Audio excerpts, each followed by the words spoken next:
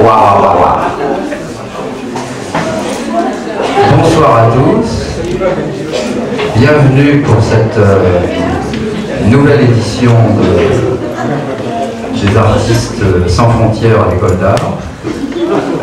Nous accueillons ce soir Philippe Maillot, artiste français, excuse-moi, artiste, qui est une sorte de Zarathustra Smurf de la scène française, qui a commencé par peindre des petits tableaux et qui en est arrivé à composer de véritables fresques de notre contemporanéité, désinvolte, bulleuse et en même temps éprise de sagesse. C'est quelqu'un qui cherche la pensée presque à travers l'image et souvent à travers des croûtes de peinture, des espèces d'imagerie coagulée qu'on se décroûte-lisse, parfois même des pâtisseries assez sauvages, puisqu'elles recomposent des fragments humains dans des présentations dignes des meilleurs pâtissiers du boulevard Saint-Germain. C'est quelqu'un qui marie le luxe d'un art aujourd'hui un peu regardé de haut et parfois même méprisé, qui est proche d'un Magritte dans sa période la plus vache et en même temps la plus stylisée. C'est quelqu'un qui nous invite à repenser l'univers avec ses pinceaux et parfois même un simple miroir. Bref, c'est un artiste libre d'aujourd'hui. Nous sommes ravis de l'accueillir et je lui laisse la parole.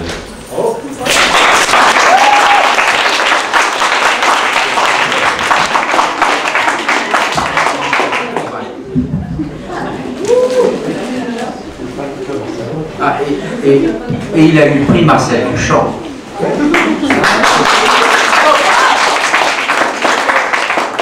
J'allais commencer par ça. En tout cas, déjà je vous remercie pour l'invitation, tous, et pour ceux qui m'ont invité, pour ceux qui assistent à la conférence. Donc, c'est Vincent.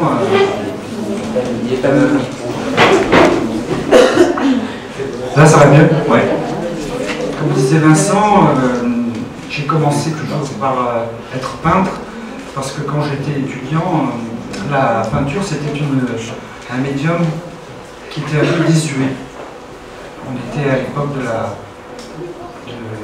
l'essor de l'art conceptuel, de la sculpture, de la photo, et les peintres subissaient un peu le sarcasme issu de la pensée duchampienne qui disait con comme un peintre. Et je me suis dit, j'ai toujours pensé qu'un artiste il fallait qu'il reste un petit peu con, parce que rien n'est... Enfin, tout est fait au contraire pour l'empêcher de produire, pour l'empêcher de se réaliser, comme disait tout à l'heure Vincent, dans une sorte de liberté utopique, mais une liberté quand même. Et Marcel Duchamp, en traitant les peintres de cons, au fond, il dénonçait une chose, il dénonçait l'artisanat du peintre, parce que son ami Picabia, par exemple, avait peint quasiment 20 000 tableaux impressionnistes, et en peignant 20 000 tableaux impressionnistes, il démontrait à quel point la peinture était une pratique quasiment devenue artisanale. Et évidemment, moi, commençant en voulant être peintre, je me suis dit, d'accord, être peintre, mais alors quoi peindre? Et en deuxième couche qu'on rajoute sur la connerie du peintre, c'était qu'à l'époque, dire qu'on était un surréaliste, c'était la cerise sur le gâteau de la connerie. Et donc mélanger peinture et surréalisme, c'était le comble. Et j'ai toujours été désobéissant, et je me suis inscrit dans cette pratique-là, à la fois peintre et surréaliste, parce que je voulais jouer un peu la catharsis. Pourquoi pourquoi on n'aimait pas le tableau et pourquoi on n'aimait plus les surréalistes. Et donc c'était, pour ma part, le moyen de comprendre de mon point de vue, mais aussi de montrer qu'au fond, tout ça c'était que des modes et que l'art se débrouille sans les modes. Alors après cette introduction, je vais vous montrer une série de photos qui sont pour la plupart des réalisations assez neuves. Parce que c'est bien beau de se mettre devant le chevalet, de peindre des tableaux, mais on finit un peu par s'emmerder à la longue, au bout de 20 ans, et on finit surtout par se courber, et sans jeu de mots. Et à un moment donné, j'ai mal au dos tout le temps, j'ai dit comment ça se fait. Et j'ai compris que c'était parce que j'étais courbé en permanence devant mes peintures et j'ai voulu me mettre debout, en travaillant la sculpture et en travaillant la fresque. Donc là, je vais vous montrer une série de derniers tableaux. C'est une exposition qui a eu lieu au Crac de Sète, j'espère que vous connaissez, qui est un lieu gigantesque, le formidable pour montrer à peu près tout ce qu'on peut créer aujourd'hui. Et quand je suis rentré dans ce lieu, vous avez des espaces qui font 500, 400, 350 mètres carrés. Et si vous voulez, les tableaux sont un peu paumés au milieu de tout ce blanc affamé. Et en plus, j'étais dans une période un peu énervée parce que je trouvais que les artistes n'avaient plus d'engagement politique. C'est-à-dire qu'au fond, ce qui comptait, c'était réussir, vendre, être dans les journaux, dans les revues, dans les bonnes expos, tout ça, quitte à se soumettre. Et je me suis dit, c'est bizarre que l'art, parfois, il peut être simple aussi, ça peut être l'expression directe d'une pensée énervée. Et donc, c'est un peu ce que j'ai voulu créer pendant cette exposition avec un artiste qui était dans la même attitude que moi, qui est Karim Guelloussi, qui était lui aussi énervé. On s'est dit, on va faire une expo énervée tous les deux. Donc, c'est une exposition très engagée. Quand je dis engagé, en plus, il n'y a pas moins intéressant qu'un artiste qui raconte sa petite vie. Donc c'est un engagement toujours dans cette tradition quand même politico-poétique, n'oublions jamais. Donc là, je commence par cette sculpture, qui est à la fois une sculpture et une peinture murale, que j'appelle Menteur. Et c'est le portrait de l'œuvre parfaite, c'est-à-dire une œuvre pute, une œuvre prostituée qui ne demande qu'une chose, c'est d'être vue et entendue. Donc c'est une sculpture sonore qui harangue le regardeur, qui le met dans ce tunnel d'espace-temps dont on parlait tout à l'heure, qui l'oblige à regarder au centre, donc à regarder l'œuvre, le parangon, c'est-à-dire le décor autour de l'œuvre ne sert qu'à focaliser sur la sculpture, et cette sculpture fait comme ça. Viens me voir. Donc elle est égocentrique et elle ne demande qu'une chose, c'est qu'on la regarde elle et pas les autres. Et comme c'est un objet visuel, il utilise une deuxième voie qui est le son pour être vraiment vu. Donc c'est une série, en ce moment je travaille beaucoup d'œuvres de sculpture mi-sonore, mi-objet, parce que la technologie nous le permet de plus en plus. Donc ce sont des tout petits MP3 cachés dedans, préamplifiés, et donc il y a une simplicité, une légèreté à produire du son aujourd'hui qui est assez formidable. Et ce sont des choses que, vous allez voir, j'utilise souvent.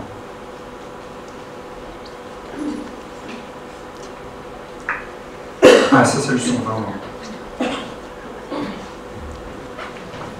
De la même exposition, ici, vous avez l'année dernière, quand j'ai eu le prix Marcel Duchamp, j'ai eu une sorte de papy blues, si vous voulez, où je me suis dit, j'ai bientôt 50 ans, et on me traite toujours comme un jeune artiste, comme si je sortais de l'école. On me tape sur le dos en disant « Ouais, Maillot, jeune artiste, prometteur, tout ça. » Ça fait 20 ans que je promets. C'est déjà pas mal, je prends ça comme un compliment maintenant. mais mes genoux moins, si vous voulez. Donc, après ce prix, je me suis dit, est-ce que je vais encore travailler, tout ça. Et je me suis mis en grève pendant une année, j'ai rien produit, sauf un livre.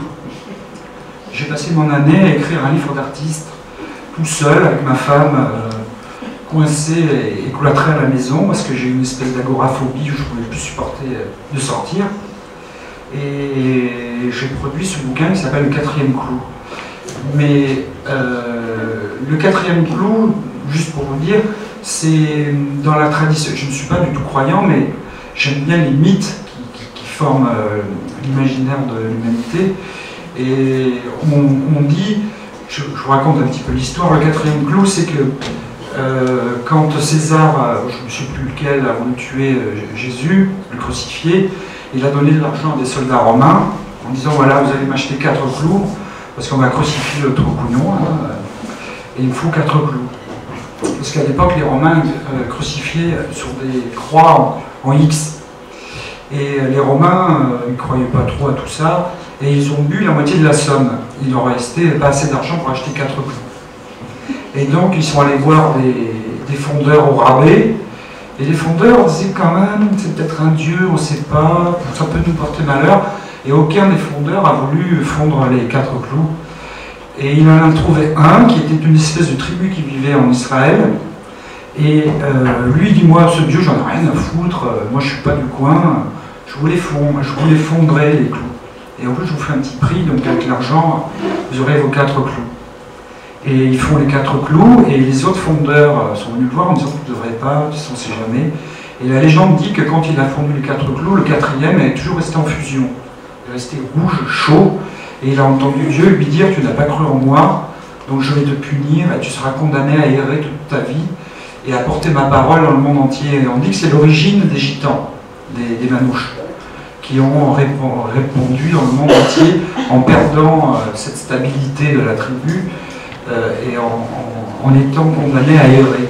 Donc, si vous voulez, dans ce livre, c'était le titre venait de cette volonté d'avoir un travail de l'errance. Et vous allez voir, dans mon travail, c'est toujours l'errance. Je n'ai pas d'œuvre fixe, je n'ai pas de travail fixe. J'aime bien promener comme ça entre la sculpture, la photo, la peinture, l'écriture. Et j'essaie de créer comme ça une alchimie entre les choses. Et de ce livre, j'en ai tiré toute une série de fresques, qui sont des fresques comme des tags, comme des choses qui sont au premier degré.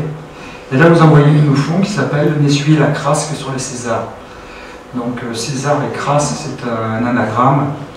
Et comme chez moi, tout le temps, vous allez voir qu'il y a en permanence une volonté de réunir les contraires, la crasse et les Césars, par exemple. Donc je fais cette grosse tache pourrie au mur. Quand la directrice du musée a vu ça, elle dit « Ah, non. Oui, n'essuyer la crasse que sur les Césars. » Crasse et César, au pluriel, hein, César. Les Césars. Je ne sais pas si ça prend un S d'ailleurs. Mais je m'en suis mis un. C'est l'avantage des artistes, c'est qu'ils peuvent mettre des lettres où ils veulent. Et donc voilà une des fresques que vous voyez, avec 2 vitrines ici, où avec Karim et moi avons mélangé tous les deux ce que nous appelons ensemble nos chimères. Donc ce sont des animaux chimériques que nous inventons. Et en plus, moi je ne savais pas du tout que Karim faisait ça, et tout d'un coup on a l'idée de rassembler nos objets dans une perte d'identité quasiment, où les gens ne savaient plus qui avait fait quoi.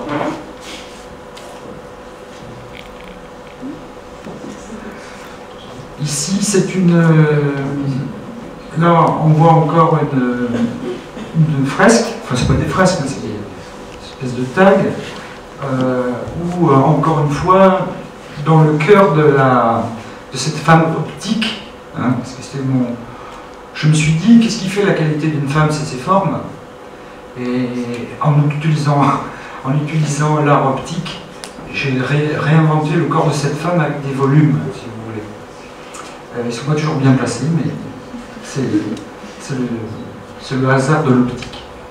Et au milieu de cette fresque, il y a une petite phrase que je ne vous lirai pas parce que je ne me rappelle plus, et qui parle de l'illusion entre l'amour et le corps.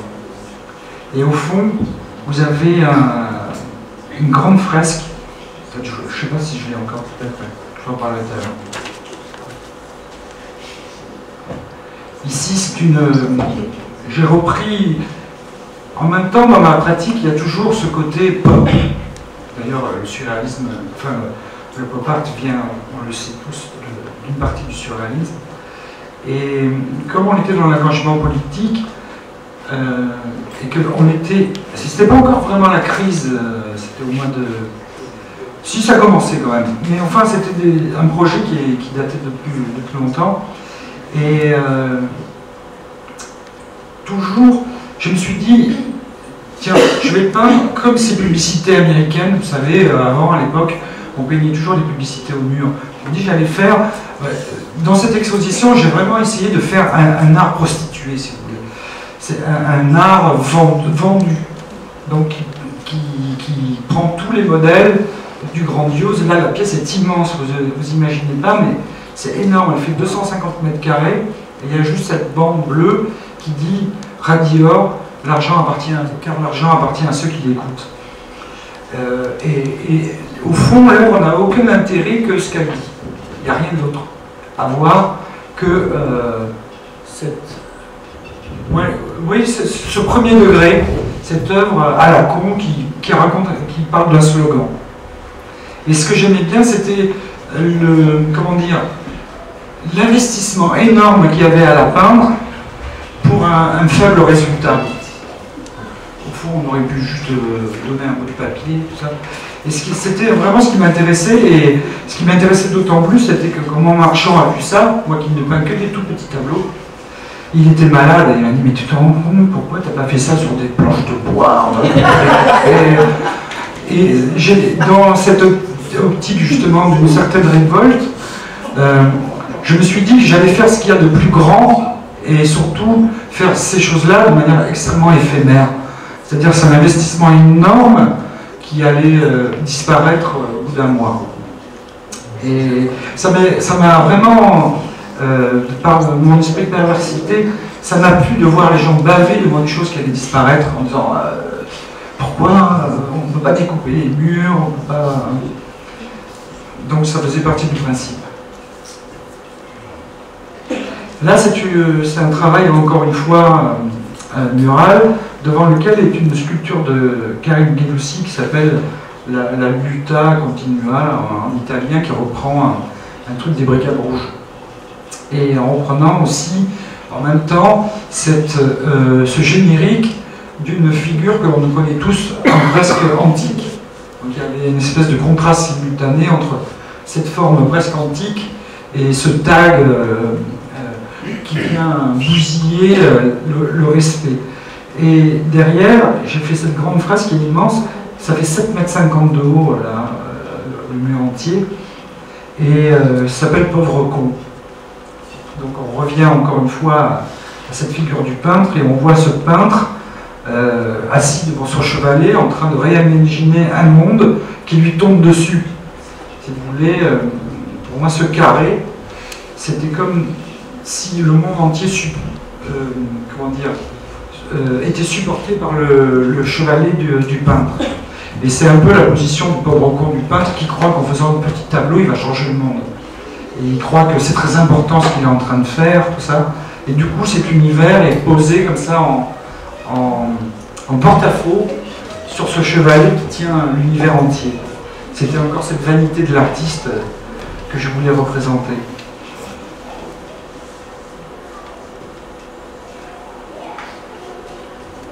Là, ici, c'est une grotte, vous voyez. Donc toute la salle était peinte en noir, et il n'y avait que ce rayon de blanc, là, au fond du mur, et qui était la sortie de la grotte. Et qu'est-ce qu'elle a comme figure, cette sortie de grotte? On dirait Donald. Ça s'appelle Donald Exit. Vous voyez Donald? Ah, moi, j'ai cherché. Je vous ai laissé 10 cm² d'imagination. Mais c'était mon idée, c'est-à-dire que c'était l'idée platonicienne de la grotte, disant l'homme ne voit le monde qu'à travers les ombres portées de la grotte, etc. Enfin bon, bah, et je me suis dit, l'intérêt c'est de savoir d'où vient la lumière, donc la sortie de la grotte, et qu'est-ce que nous dit cette lumière. Et enfin, c'est encore une œuvre dépressive où on nous parle de cette réalité, de ces ombres dans la réalité. Et quand on se tourne vers la lumière, qu'est-ce qu'on nous montre? Pénal. Donc il y avait autant d'illusions à la sortie que dans les ombres portées. Et donc, si vous voulez, c'était un peu la sortie de la salle, parce qu'il y avait le panneau exit planté sur la fresque, qui donnait cette idée que la sortie était tout autant une illusion que les ombres qu'elle projette. Et donc, dans mon travail, il y a toujours, vous allez voir, c'est un travail. Jean-Yves Joannet appelait ça le fiasco. Il avait développé toute une théorie dont Vincent a été un des premiers critiques et un des premiers spectateurs de cette exposition. Hein, il y avait Jean-Louis Moulin, d'ailleurs, que vous avez sûrement reçu ici. Et il disait qu'au fond, ce qui comptait le plus dans l'art, c'était l'idiotie. Et l'idiotie, parce que l'idiot, c'est celui qui n'est pas pareil. L'idiot de village, c'était pas nécessairement le plus bête, c'était celui qui n'était pas pareil, celui qui était différent. Et au fond, je trouve que c'est la seule et unique image de l'artiste. C'est celui qui n'est pas pareil. C'est celui qui... C'est un animal périphérique. Et donc, systématiquement, dans mon travail, je renvoie le regardeur à sa propre réflexion, à sa propre imagination, et à sa propre culture. Moi, ce que je dis, ça compte pas plus que n'importe quoi. Comme je dis souvent, si l'art c'est des idées, et tout le monde a des idées, alors que tout le monde ne fait pas de l'art, donc il y a quelque chose en plus dans l'art que les idées. Et quand j'ai été prof assez longtemps, je disais toujours à mes étudiants, quand vous avez une idée, vous avez un truc en trop. Parce qu'au fond, la révolution, vous prenez Cézanne, il a créé une révolution optique, alors qu'il ne peignait que des pommes. Ou des montagnes. Donc vous voyez, le sujet importe peu.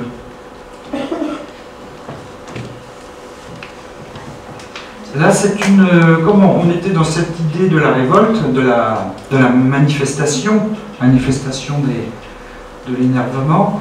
J'ai fabriqué une sculpture qui manifeste. Donc ce sont 20 machines qui sont réalisées de manière extrêmement simple. C'est bielle manivelle, comme on dit.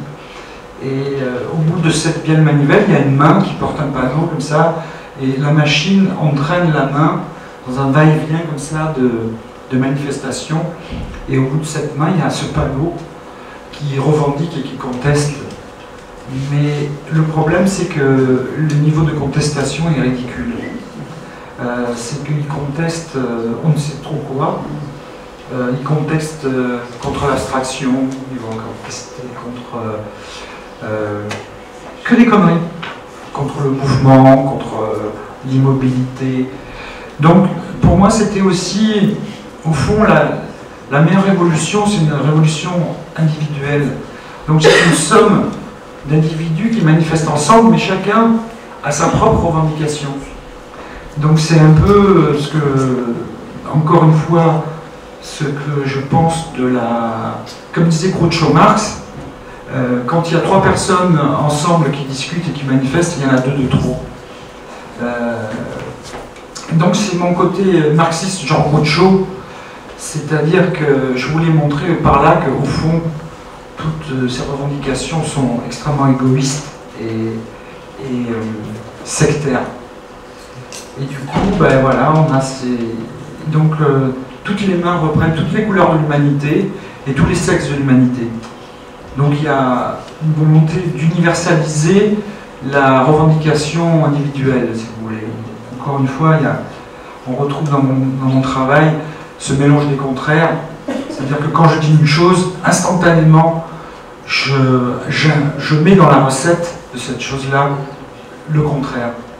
Pour ne pas que l'artiste soit un donneur de leçons qui exprime ses idées dont on n'a rien à foutre. Parce que on s'en fout des idées des artistes. Donc là, vous voyez la même chose de près. Donc vous voyez bien une manivelle avec un système de contrepoids. Et au fond, ces machines, elles montrent deux choses. Elles montrent quelqu'un qui manifeste et elles montrent la machine qui les manipule, si vous voulez. Donc à chaque fois, dans cette contestation, il y a une manipulation. Et on revient encore à ce travail déceptif. Et d'ailleurs, vous avez... là, je vous montre en promo, j'allais dire en preview, la pièce qui sera exposée à la Force de l'Art au mois d'avril, où on m'a dit on va faire la Force de l'Art, et moi je leur ai dit pourquoi on ne ferait pas la faiblesse de l'art. Donc tout mon travail pour cette exposition, c'est de faire des œuvres faibles. Encore une fois, voilà, le noir qui réclame tous pour un faciès universel. Ou une main de noir qui dit l'humanité fait-elle l'unanimité. Vous voyez. Donc chaque fois il y a ces revendications politico-poétiques débiles. Allez vous faire encadrer. Alors ce qu'il y a de bien, c'est qu'aller vous faire encadrer, c'est une insulte du Sud et à Paris personne ne comprend. Ça me plaît d'autant mieux. Marre du progrès, dupliquer.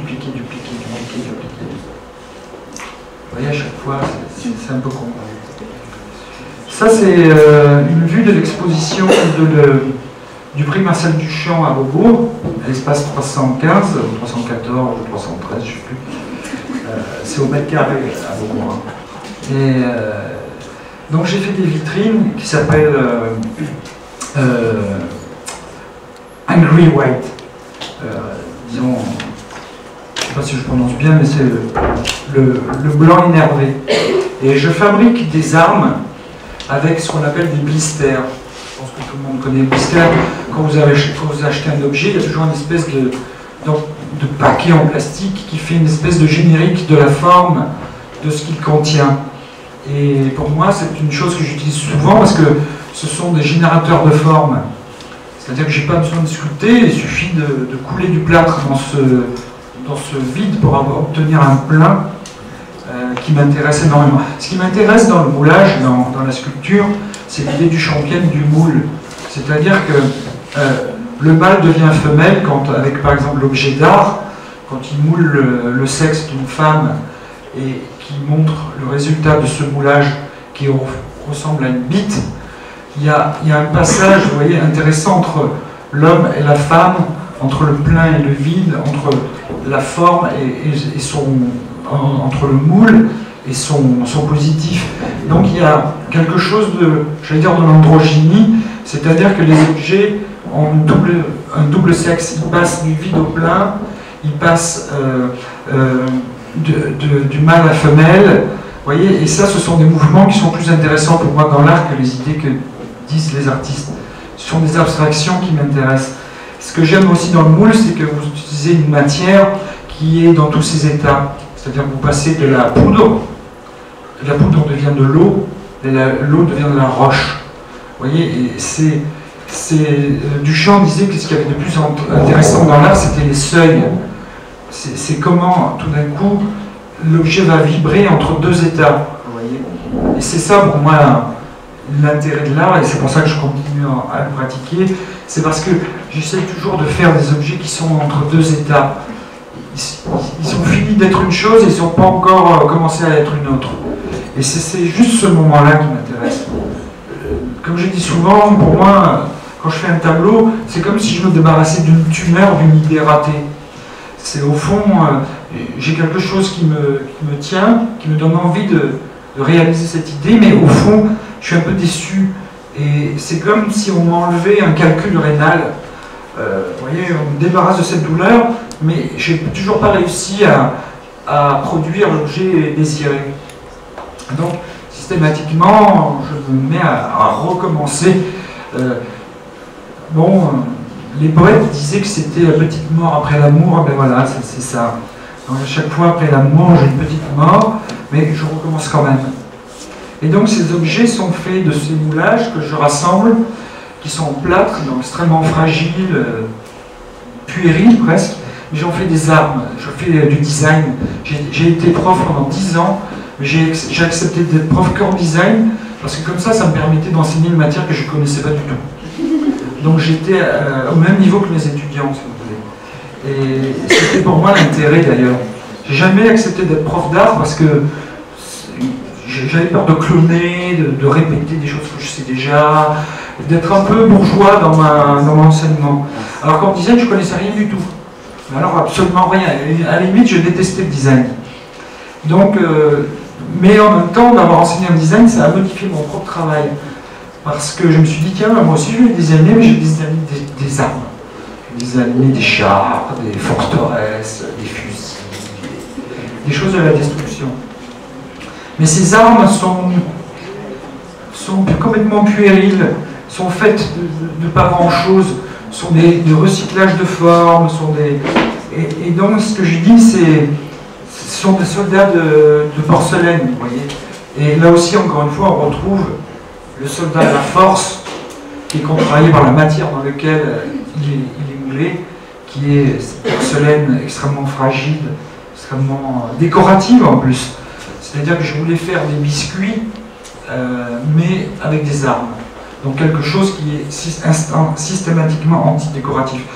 Écoutez, là je reviens de New York, je me disais, oh l'art américain, mais quand on le voit vraiment, l'art américain, c'est de la tapisserie, c'est un art extrêmement décoratif et petit bourgeois. C'est des peintres des super peintres, des super sculpteurs, des super photographes, mais ils font quand même des œuvres extrêmement décoratives. Pas tous, évidemment. Heureusement, nous, en France, on a la crème, mais on n'imagine pas la quantité d'art produite là-bas. Je suis allé dans le nouveau quartier de Chelsea, vous avez des supermarchés de l'art, des galeries qui font 700, 800, 900 mètres carrés, qui font des tartines au kilomètre, vous rentrez là-dedans, ça pue de lin. Ils sont à peine finis, les tableaux, ils sont à peine secs. Et c'est de mauvaises peintures, c'est-à-dire, pour moi, une mauvaise peinture, c'est une peinture qui imite de la photographie. Il y en a au kilomètre, ils prennent des projecteurs et ils reprennent le tableau avec des sujets dont on n'a rien à faire. Enfin, quand je suis revenu, j'ai dit, au fond, on se plaint, mais du fait qu'on n'ait pas de marché, on a beaucoup de chance. C'est-à-dire que le marché ne nous oblige pas à produire au kilomètre des œuvres qui vont se coller au-dessus des canapés. Et là-bas, il y en a au kilomètre. Vous ne pouvez pas imaginer, à vomir tellement il y en a. Et donc, j'ai une volonté de toujours faire du fond décoratif, c'est-à-dire qu'au fond, j'essaye toujours de produire une œuvre virale. On a l'impression que c'est joli, bien que la plupart disent quand même c'est pas terrible. Des petits tableautins très bourgeois, comme ça, bien encadrés, qui vont aller au mur. Mais pour moi, c'est un peu comme le virus du sida qui fait semblant de faire partie du corps et qui se déguise et qui dit aux cellules, ne vous inquiétez pas, je suis votre ami, laissez-moi rentrer, et puis après qui vient polluer l'endroit où il s'installe. Et c'est vraiment mon idée de faire des œuvres virales. Donc c'est un peu ce que l'on voit là avec ces vitrines qui vendraient presque, je vous dis, de la porcelaine de Delphes. Mais quand on regarde de près, c'est pas beau, c'est fait de briques et de broc. Donc il y a un double regard, comme ça moi je pense que dans le regardeur, il y a deux distances. Il y a celui qui regarde de loin, qui voit une espèce d'arrangement un peu joli, et puis c'est comme un livre. Quand on se rapproche, tout ça, les choses se révèlent. Donc il y a deux moments dans la vision du travail. Donc là vous avez... donc j'avais mis ce grand tapis rouge, comme ça, j'ai pris Marcel Duchamp, tapis rouge. Et personne n'a vu à quel point c'était cynique. Là vous avez plus en détail ce que ça donne vu de près, vous voyez. Par exemple, là, tous les cimetières qui sont en dessous, chaque fois les armes sont associées à des cimetières. Et bien, ces cimetières, ce sont des moulages de moules à glaçons de chez Ikea. Vous voyez, donc quelque chose d'inoffensif, de joli. Oh, c'est joli, les glaçons en forme de croix. Tout d'un coup deviennent des croix de cimetière militaires. Vous voyez, donc il y a une métamorphose violente d'une chose qui contient enfin, au fond, son pire ennemi. Et vous allez voir que tout le temps dans mon travail, il y a ça. C'est-à-dire qu'une chose contient... Et au fond, c'est tout ce que fait l'homme. L'homme, quand Einstein a découvert la relativité, il ne pensait pas une seconde qu'on allait finir la bombe atomique. D'ailleurs, il a dit, si j'avais su que ça finissait là, je serais resté, je sais pas, j'aurais fait plombier. Donc, vous voyez, à chaque invention humaine, chaque fois qu'on invente quelque chose, on en fait d'un côté une arme, de l'autre un médicament. Donc on voit ici ce que ça donne comme objet, vous voyez.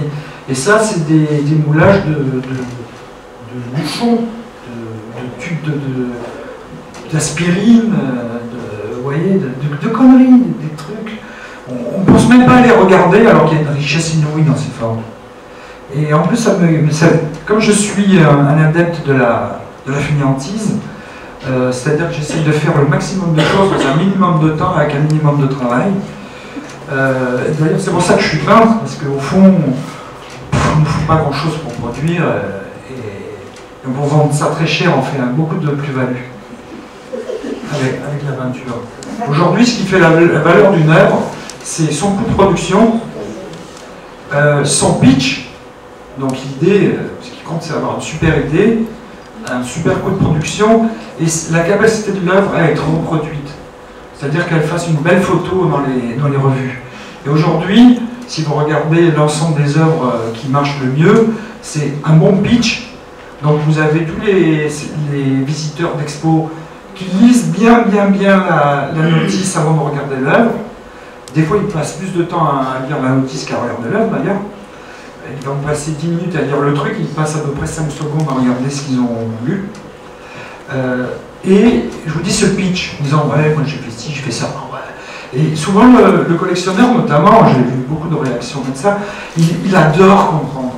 Alors que moi j'essaye de faire une œuvre que les gens ne comprennent pas. Ce qui m'intéresse, moi, c'est que les gens restent un peu quoi, un peu muets. C'est comme la beauté de quelqu'un qu'on aime. On ne peut pas dire pourquoi on aime celui-là plus qu'un autre. Personne ne peut le dire. Vous ne savez pas pourquoi. Moi non plus. Ben avec mes œuvres, c'est pareil. Je ne sais pas pourquoi. Là, alors, toutes ces photos ont servi d'illustration à des textes. Un de mes sujets, s'il faut avoir un sujet favori en ce moment, sont des travaux sur la guerre. Je ne sais pas pourquoi, parce que je pense qu'on va finir dans une catastrophe généralisée. Je suis un peu un apocalyptique, mais pas comme Bush. Et Jean-Yves Joannet, en ce moment, travaille sur la guerre aussi. Et un jour, je lui dis, Jean-Yves, tu pourrais écrire un texte sur un truc. Il me dit, qu'est-ce que tu fais en ce moment? Je dis, ben, je fais des œuvres de guerre. Il m'a regardé, il m'a dit, tu sais que je suis en train de collectionner des archives sur la guerre. Et donc là, toutes ces photos illustrent des petits textes qu'il a trouvés de soldats, de gens qui commentent la guerre. Et là, par exemple, il a trouvé un texte qui est assez beau. Ce sont des soldats pendant la guerre de 14 qui sont dans les tranchées. Et ils souffrent tellement qu'il y en a un qui dit oh, le seul truc qui nous fait rigoler quand on est tous ensemble à dormir, c'est qu'il y en a un qui pète et tout le monde rigole. C'est-à-dire qu'ils sont tellement au plus bas niveau de l'humanité, qu'ils sont traités comme de la chair à canon, que le moindre truc, le mec qui pète dans la chambrée, tout le monde rigole. Et c'était un peu l'illustration de ce truc. Donc c'est un moulage de cul dans lequel j'ai enfoncé dans l'anus un canon, si vous voulez. Et on a comme en coton, j'ai fait comme s'il y avait du gaz qui sortait du canon, comme ça. Ça s'appelle P et pétarade. Et c'est fait avec des restes de mes moulages, vous voyez, qui deviennent figures, d'un coup. Là aussi, il y a une des choses que j'ai beaucoup faites, ce sont des batailles. Là, il y a une exposition qu'il faut absolument voir à Paris, que je vous conseille d'aller voir, c'est Chirico. Et Chirico a fait toute une série de peintures que j'adore. Ce sont des combats de gladiateurs dans les intérieurs bourgeois. On voit des espèces de gladiateurs plus ou moins bien peints, on s'en fout d'ailleurs. Et ils se battent dans des intérieurs quasiment au papier peint. Et ce qui m'intéressait dans ces combats, c'est qu'au fond, ces soldats se battent, on ne sait pas vraiment pourquoi. Et donc j'ai fait toute une série de batailles où la masse de soldats cache le but, enfin l'origine du combat. Là on le voit ici, les soldats sont les uns sur les autres et ils deviennent quasiment motifs, vous voyez. Et c'était pour moi le début d'un projet que j'avais de papier peint. Je voulais faire des papiers peints de soldats comme ça qui se battent les uns sur les autres. Et tout le dessin est décomposé par les coulures de la peinture, comme ça, qui viennent dessiner les rythmes des couleurs militaires, vous voyez. Donc ça s'appelle... je ne me rappelle plus non plus. La mémoire, c'est fait pour les gens intelligents, et moi j'essaie toujours d'oublier. Comment ça s'appelle? Unis contre le motif. Voilà. Unis contre le motif. C'est toute une série de batailles comme ça. Ça aussi, ça fait partie de la même série. Tout d'un coup, on passe des hommes aux rats. Ça marche aussi, hein. On fait la même chose. On fait un gros tas comme ça et on passe des hommes aux rats. Et là, pareil, les rats sont cumulés sur quelque chose qu'ils désirent, mais l'accumulation cache l'objet du désir. Vous voyez, c'est ça qui m'intéresse. C'est un peu la métaphore de l'œuvre. Au fond, l'œuvre cache son sens. Pour moi, l'œuvre a d'intérêt que si le sens est caché. Pas caché, mais une sorte d'hermétisme. Il faut découvrir par soi-même et par l'expérience et par la pratique du travail des artistes le sens caché. Donc c'est quelque chose de la surface qui cache son intérieur. Et à chaque fois, vous allez voir, il y a toujours cet effet, la surface cache l'intérieur. Là aussi, c'est la palette chromatique, c'est toutes les couleurs de la palette, qui s'appelle Angry Color, donc les couleurs affamées, et elles essayent de se manger les unes les autres. Vous voyez, c'est encore une métaphore de ces batailles. Le blanc veut manger le noir veut manger le gris veut manger le bleu. Et on est un peu dans cette espèce de volonté de vouloir consommer l'autre et sa différence. Donc ces couleurs deviennent cannibales. Elles n'ont comme ambition, comme ambition que le monochrome. Ça aussi, c'est des trucs de guerre. Donc, vous allez voir, c'est un triptyque qui s'appelle « Mais où est donc Guernica ?» C'est un tableau que j'ai réalisé pour fêter l'anniversaire de la bombe d'Hiroshima. C'est bizarre parce que quand il y a eu cet anniversaire, personne n'en a parlé. Il y a eu 350 000 morts en 2 jours, pas de problème.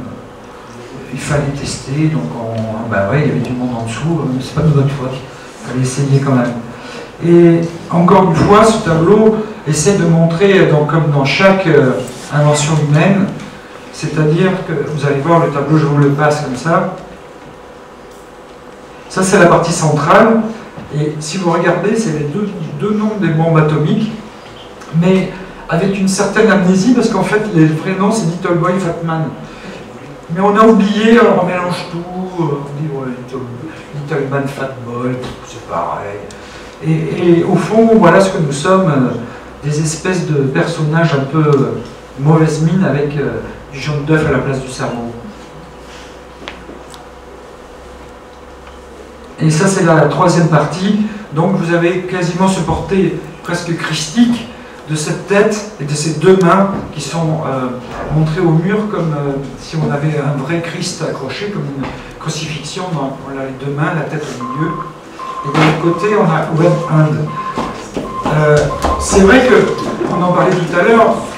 Moi, je suis d'une génération de culture, de l'homme culture. C'est-à-dire que quand je suis rentré au Beaux-Arts, moi c'était pour faire de la BD. Je savais même pas ce que c'était que l'art. Aujourd'hui, on ne vous imaginez pas la chance que vous avez dès votre départ de connaître plein de choses sur l'art, tout ça. À l'époque, c'était les nuls qui faisaient de l'art. Moi j'étais dans une école, il y avait 4 départements. Il y avait communication, design, scénographie, tout ça. Tout le monde voulait faire de la pub, tout le monde voulait faire de la scéno, tout le monde voulait faire du design. Et les mauvais, on les envoyait en art. Et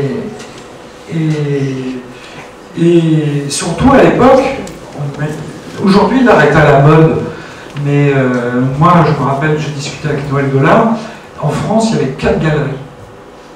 4 galeries. On n'imagine pas, maintenant il y en a 4 tous les 100 mètres. Et donc c'est pas du tout à la mode là. Et donc j'ai toujours eu cette culture, low culture, et dans la low culture, il y avait toujours dans les bandes dessinées de super-héros, tout ça, ce qu'on appelait la face rouge, la main rouge. Le rouge c'était l'ennemi, c'était le dangereux, parce que c'était des BD américaines évidemment. Donc, sous prétexte de super vilain, on attaquait les Russes et tout ça. Et si vous voulez, ce diptyque, vous avez la main verte et la main rouge qui sont exactement le même tableau mais simplement inversés. La main verte, c'est celle qui donne la vie, la main rouge c'est celle qui la détruit. Mais au fond, c'est la même chose. C'est ce que je voulais montrer, qu'en inventant l'atome, on a fait d'un côté. On a soigné les cancéreux en les bombardant d'électrons, et de l'autre, on a fait des bombes atomiques pour tuer le cancéreux qu'on venait de soigner. Ça, c'est des vieux tableaux, hein. J'en ai marre de les voir. Voilà, ça, c'est une série de sculptures parlantes. Ça s'appelle Les Menteurs aussi.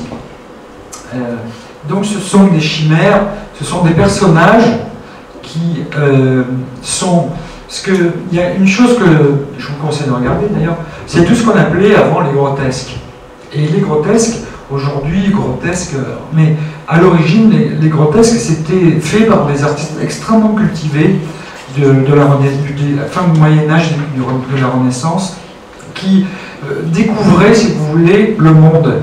Et donc tous les animaux un peu exotiques.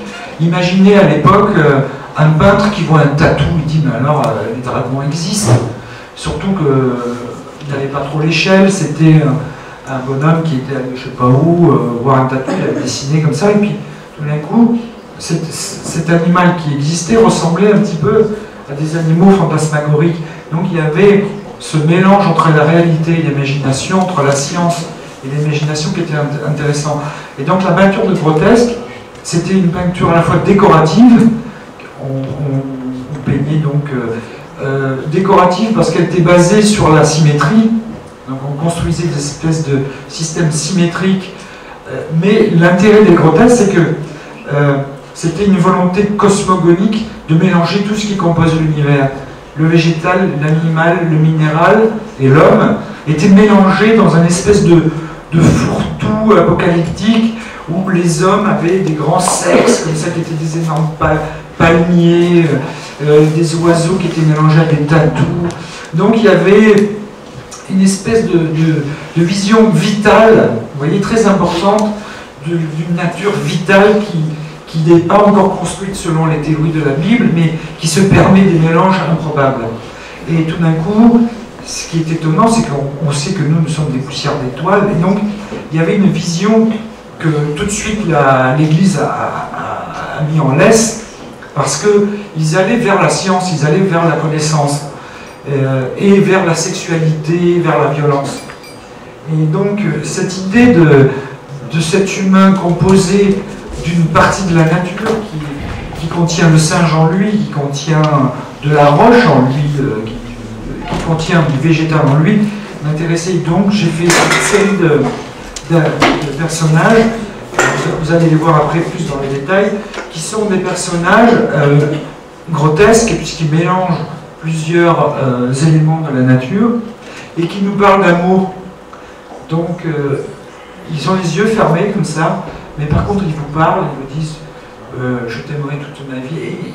Et tout est au futur. C'est un énorme texte comme ça sur l'amour fou, sur la passion, sur le sacrifice. Mais tout ça, ce n'est qu'une promesse parce que tout est au futur. Et surtout, ils le disent les yeux fermés, ils mentent. Donc l'intérêt pour moi, j'ai fait beaucoup de tableaux avec des personnages les yeux fermés parce qu'au fond, c'est encore une image de la surface. Qu'est-ce qu'un homme qui dort? C'est quelqu'un qui a une vie à l'intérieur. Mais nous, on ne peut pas accéder à cette vie parce qu'il ferme ses yeux, donc il nous ferme la porte vers son âme, si vous voulez. Et donc ce sont ces personnages qui les yeux fermés, nous parlent de l'amour, nous parlent, et ils baratinent. Et au fond, comme toujours, j'essaye toujours de faire des œuvres un peu prostituées qui font semblant de plaire à celui qui les regarde. Et, enfin, celui qui les regarde des choses qui ont les yeux fermés. Donc il y a une espèce de cercle vicieux fermé. Et ces personnages déblatèrent et sur la... Maintenant, vous allez voir qu'en utilisant les logiciels, c'est très facile de faire du son. Donc pendant que le personnage parle, avec un logiciel, j'ai greffé sur ses paroles des sons de cloche. Mais les sons de cloche sont rythmés au rythme de la parole. Donc on entend très bien les paroles et il y a juste les cloches qui viennent rythmer comme ça la litanie de l'amour. Donc là, vous allez voir un détail, voilà, si vous le voyez, ce sont des extrêmement décoratives, super chic, et tout le boîtier, tout le boîtier électronique est caché dans le socle, vous voyez. Donc il y a une volonté de magicien, c'est-à-dire que j'adore la magie parce que tout le monde sait que c'est faux, mais tout le monde joue le jeu d'y croire. C'est pour ça que j'aime les magiciens, tout le monde sait que c'est des escrocs, mais on veut bien croire quand même alors. Et surtout, ce qui compte pour le magicien, c'est qu'on veut bien croire, et puis après on se dit comment il a fait. Voilà la question essentielle de la magie, c'est pas de croire, ni de ne pas croire, c'est surtout de se poser la question comment c'est fait. Qu'est-ce qui marche? Comment il fait son coup? Vous voyez, c'est ça le grand secret de la magie. Donc, vous voyez, à chaque fois, ils ont les attributs de... En fait, en plus, ce sont des personnages androgynes, puisque ce sont des moulages d'une femme qui se fait passer pour un homme. Donc, elle prend les attributs de la masculinité, le coq, le loup. Vous voyez, à chaque fois, il y a une métaphore comment dire, des attributs de la séduction, vous voyez. Donc vous voyez la petite enceinte, là, c'est de là que sort le son.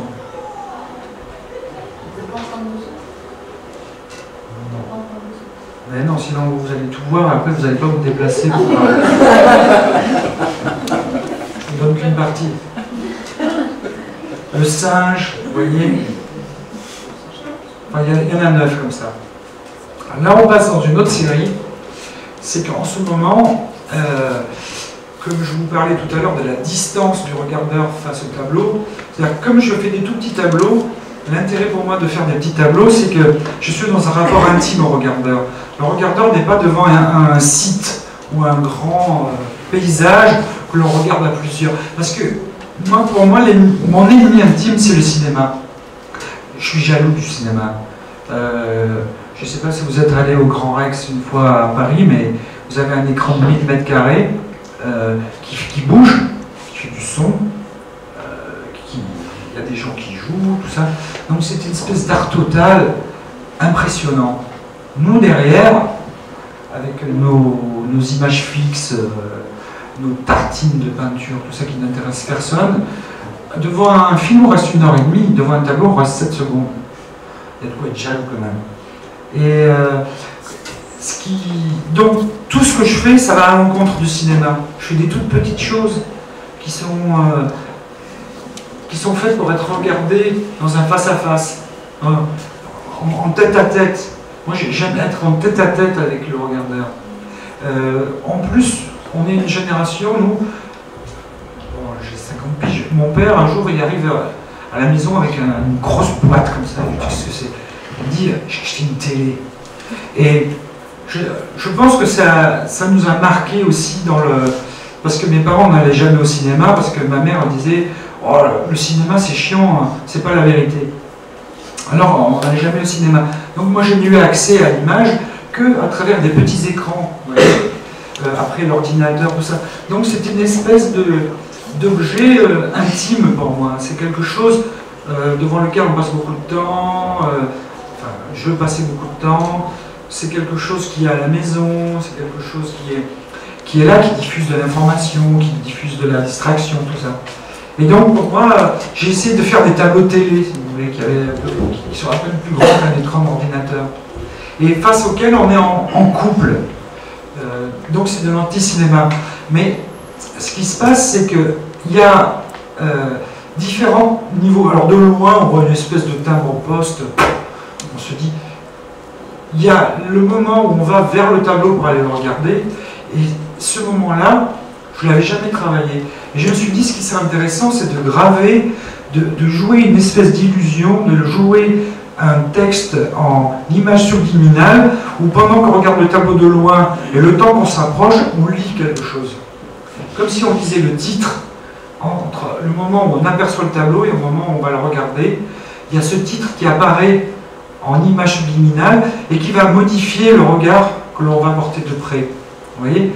Donc, mettre ce mot un peu dans l'air qui... parce que quand on regarde un tableau, on n'a jamais accès directement à son titre, à sa technique, à tout ça. Donc on regarde le tableau, puis après on regarde à côté le petit cartel qui va nous dire ça a été fait en 72 avec la peinture à machin, la peinture à truc. On n'en a rien à faire en plus. Mais bon, pour les scientifiques, ça compte.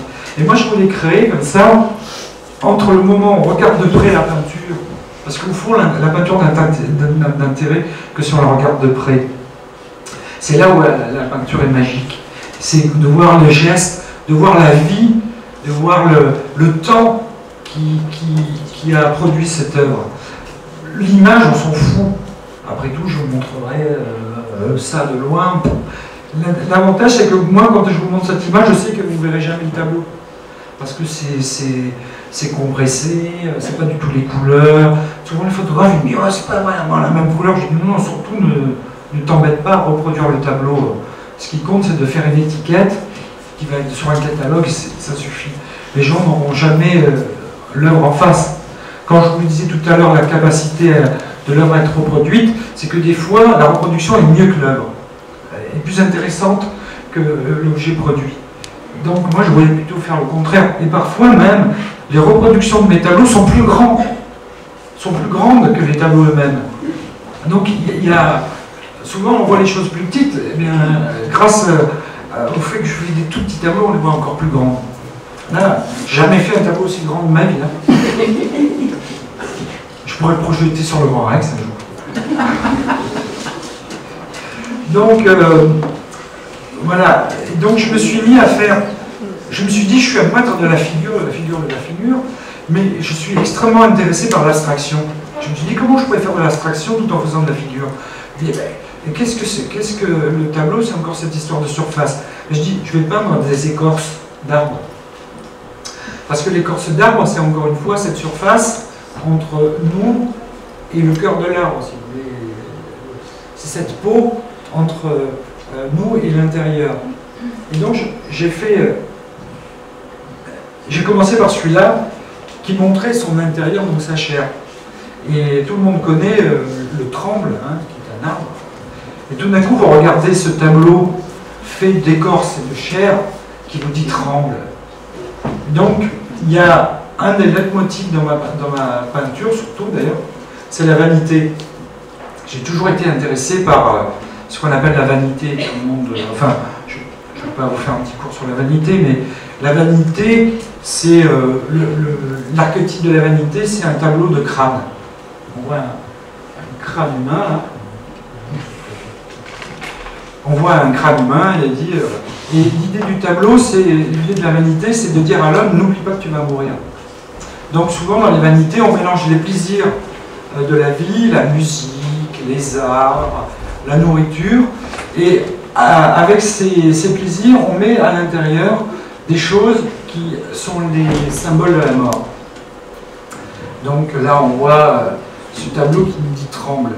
Et j'en ai fait toute une série parce que l'intérêt, c'est que à chaque fois, j'ai choisi le nom de l'arbre à peindre parce qu'il avait une double résonance, si vous voulez. C'était phonétique. C'est le tremble, mais c'est aussi tremble devant la mort.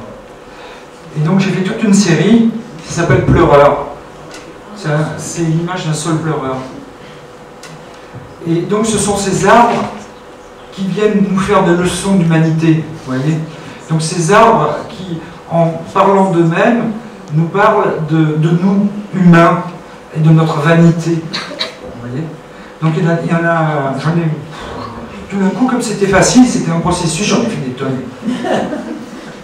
J'étais là, tiens, aujourd'hui je vais faire toi, je vais faire un pleureur, je passais la journée à faire mon truc. J'avais pas besoin de réfléchir, vous voyez. Souvent les artistes adorent faire des œuvres où ils n'ont plus besoin de réfléchir. Ça c'est Judas, c'est l'arbre de Judas, on appelle ça. C'est le seul arbre qui a des fleurs sur le tronc. On dit aussi l'arbre de Judée, enfin il y a tout un tas de trucs. Et à chaque fois, j'utilisais les défauts de l'arbre pour créer une figure. Comme si l'arbre prenait figure humaine et venait nous raconter des choses sur le mensonge, sur notre vie, sur le travail. J'en ai toute une série comme ça, épine, vous voyez. Et chaque fois une espèce de fausse figure qui apparaît. If. Imaginez un arbre qui vous dit if en anglais. Hein? Un arbre qui vous dit si. Gasp. C'est dommage qu'il n'y ait pas un arbre qui s'appelle Gasp, hein, parce que je l'aurais fait aussi. Et si vous voulez, c'est en même temps ce qu'on grave sur l'arbre, c'est comme si on le fixait définitivement pour la vie éternelle. Les amoureux, dire, oh, on s'aime, on écrit notre nom sur un arbre comme ça, on s'aimera toute notre vie, l'arbre, on va aller voir l'arbre, oh, tu te rappelles quand on s'est né. Et donc, si vous voulez, c'était un peu cette vanité de l'arbre qui vient nous parler de notre éphémère. Après tout, quasiment tous les arbres vivent plus vieux que les hommes, et les hommes ont le courage d'aller inscrire vaniteusement sur des arbres des choses de l'éphémère, l'amour notamment. Ouais, les wagons, là, c'est l'aube. Alors, en plus, après, j'écrivais des phrases. J'avais l'aube, épine, tremble. Et à chaque fois, je faisais des accrochages comme ça, et je pouvais inverser les noms du tableau. Donc, les tableaux ensemble disaient autre chose. Donc, l'aube, épine, tremble, on pense, tiens, la religion catholique a des problèmes. Vous voyez? Et je m'amusais comme ça à créer des poèmes juste en ordonnant le jeu des mots entre les arbres. Après, il y a une des choses aussi ce qui m'intéresse dans la peinture, c'est que c'est un peu comme la poésie, ça permet de peindre des choses qui n'existent pas. Donc, pour moi, pourquoi peindre si on peut le photographier? Donc l'intérêt de la peinture, c'est de peindre des choses qui n'existent pas. D'où mon côté surréaliste. Sinon, ça sert à quoi autant de faire de la photo? Moi, quand je vois des peintres qui prennent des photos, qui après repeignent la photo qu'ils viennent de prendre, ils s'emmerdent de la vie. Mais il y a même des trucs sur Photoshop qui vous font croire que c'est de la peinture. Vous prenez un filtre médiane, par exemple. Je vous conseille, si vous voulez un jour faire de la photo qui ressemble à la peinture, vous mettez filtre médiane, vous avez l'impression que c'est peint. Mais ça sert à quoi de s'emmerder la vie, à passer des heures à remplir, des kilomètres? Et en plus, il y a une chose que je voulais vous dire aussi, c'est que je fais des petits tableaux parce que je suis feignant. Tartiner pendant des heures, comme ça. Je vois les peintres, alors, bon, aujourd'hui, il faut que je fasse tout mon bleu. Allez, passer la journée à faire mon bleu. Quelle horreur! J'ai l'impression d'être chauffeur de taxi. Donc moi, il faut que ça aille vite, il faut que ça soit drôle, il faut que je puisse m'amuser à faire des milliards de couleurs dans 1 cm². Donc je voulais peindre, ça s'appelle la Nus Garden, je voulais peindre le paradis. Ça n'existe pas le paradis, donc du coup c'est un super sujet de peinture. Donc ça s'appelle Anus Garden, donc c'est un jardin dans lequel il y a un trou, dans le tableau. Vous voyez? Une espèce au fond, ce que je voulais nous peindre, c'est l'origine de l'homme, c'est le nom du trou du cul de la nature. Voilà, l'anus du monde. Fondement. Et ça, dans la même logique, ça s'appelle chut, l'Éden s'écoute. Et si on regarde bien, qu'est-ce qu'on voit? Ben, on voit la peinture d'une femme qui pisse. En plus, l'avantage d'une femme qui pisse, c'est qu'elle peut faire que ça. Elle ne peut pas faire autre chose. Enfin, par l'endroit où elle pisse. Moi, restant dans les limites de la perversité. Et donc, j'ai voulu faire ce double. C'est un classique de la peinture, le paysage anthropomorphique. C'est comme, je sais pas, c'est vraiment le classique du tableau. Mais moi, je ne le savais pas à l'époque. Et donc, je voulais peindre. Il y a, vous savez, on pensait que Marcel Duchamp avait inventé un architecte qui s'appelait Jean-Jacques Lequeux. Longtemps, on s'est dit, ouais, je suis sûr que c'est un trafic de Marcel Duchamp, parce que c'est lui qui avait un peu relancé cet architecte. Et Jean-Jacques Lequeux avait fait toute une série de peintures lascives, c'est-à-dire qu'il peignait les sexes, hommes et femmes, quasiment comme des paysages, vus de très très très très près. On aurait dit des grottes, et c'était des choses magnifiques dans leur abstraction, mais en même temps, dans leur violence. C'était pas vraiment comme s'ils peignaient de la pierre. Et ça m'a toujours intrigué. Et donc on voit, et j'ai appelé ça « L'Éden s'écoute » parce que quelque part, le titre donne le son. Quelque part, on entend le son de la cascade. Vous voyez? Et donc, c'était aussi pour moi l'image du paradis. C'était mon origine du monde à moi. Vous voyez? Quasiment, je reprends la composition du tableau de Courbet. On est comme ça, devant un paysage touffu. On voit ce début de ventre. On voit en arrière-plan la colline d'un sein. Et c'est quasiment un paysage. Je me suis dit, tiens, je vais vraiment pousser la chose à son maximum.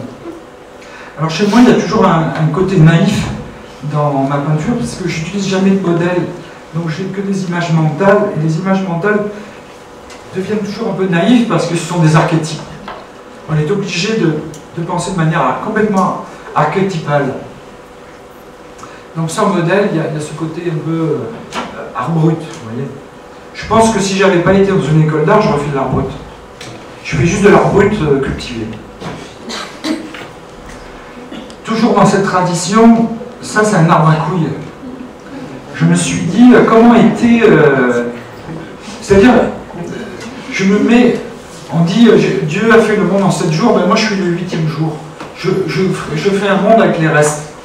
Avec tout ce qu'il n'a pas utilisé, tout ce qui est resté par terre, là, les morceaux de trucs, de machin. Je me dis, tiens, je vais faire le monde du 8e jour, du 9e, du 10e, le monde... Et donc j'ai fait cet arbre à couilles, comme des fruits, comme des figues, et en plus l'arbre reprend la forme de l'ADN. Donc quelque part cet homme contient, c'est un peu, c'est comment était le monde quand il n'y avait pas l'homme. Vous voyez, peut-être on pourrait très bien penser que les couilles de l'homme sont une transformation d'un fruit qui existait avant en tant que tel, de peau, de machin qui pendent dedans, qui pendait entre des arbres, et puis un jour il y en a un qui en a mangé un. Ça les poussait. Donc j'ai inventé, et j'ai fait le même en femme. Donc j'ai peint Adam et Ève en arbre. Et l'autre s'appelle l'arbre à faune. Mais il n'y a pas de fruits, il n'y a rien. C'est que le dessin du tronc qui dessine. Vous allez voir que dans mon travail, il y a énormément de sexualité. Qui dessine le sexe féminin. Donc c'est Adam et Ève en arbre. Après, je me suis dit, bon, ben, tout le monde fait de la photo, comment ça se fait que tout le monde fait de la photo? Je me dis, ben, c'est facile, on travaille, pour faire un tableau, il faut un 10 millième de seconde. Putain, les salauds. Et donc, ou parfois un peu plus, mais ça, on reste dans les secondes, disons. Et je me suis dit, tiens, qu'est-ce que je pourrais photographier? Ça sert à quoi d'aller photographier le réel, d'aller photographier... Tout d'un coup, je me suis mis à faire des petites sculptures, des chimères, encore une fois, et je leur ai donné de l'objectivité de l'objectif, si vous voulez. Parce que, pour moi, la peinture est déjà chimérique. Je me dis, mais ça sert à quoi de peindre des chimères, alors que c'est déjà, la peinture est en tant que telle, un médium chimérique.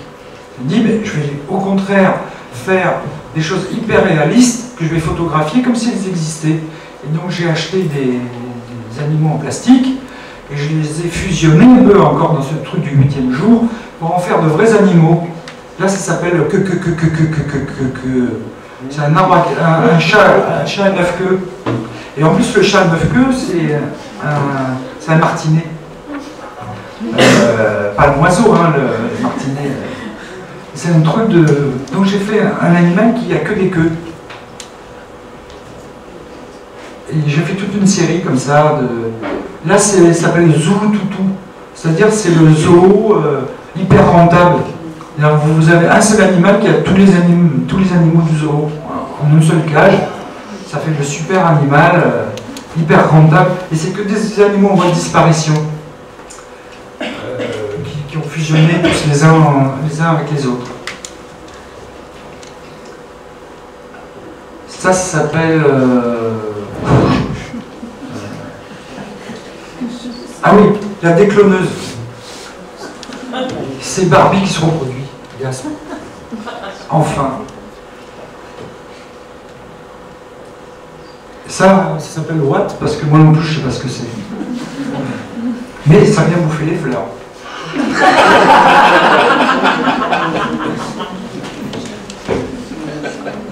Ça s'appelle Frogbeat.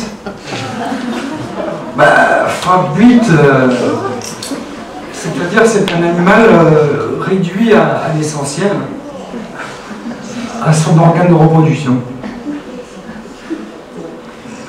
Si la nature avait été forte, elle aurait fait ça. Elle a inventé tout un bordel autour de l'organe, mais ça suffirait largement. Ne rigolez pas. Ça s'appelle petit point lardon. C'est de la soupe primitive. C'est-à-dire que, pour moi, qu'est-ce qu'un tableau pour moi? C'est comme une drogue.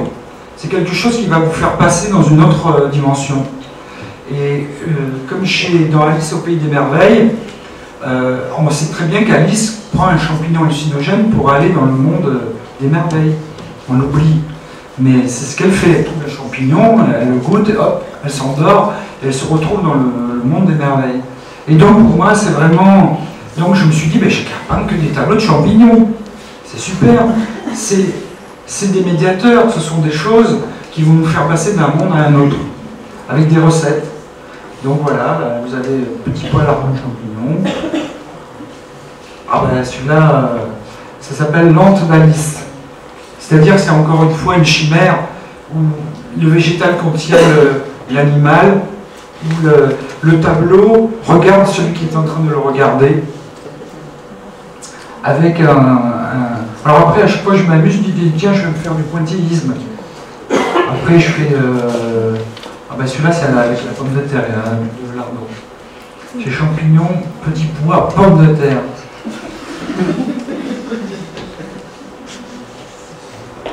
Alors ça aussi, c'était comment faire un papier peint antidécoratif. Ça semble un paradoxe. Le papier peint, c'est fait pour décorer.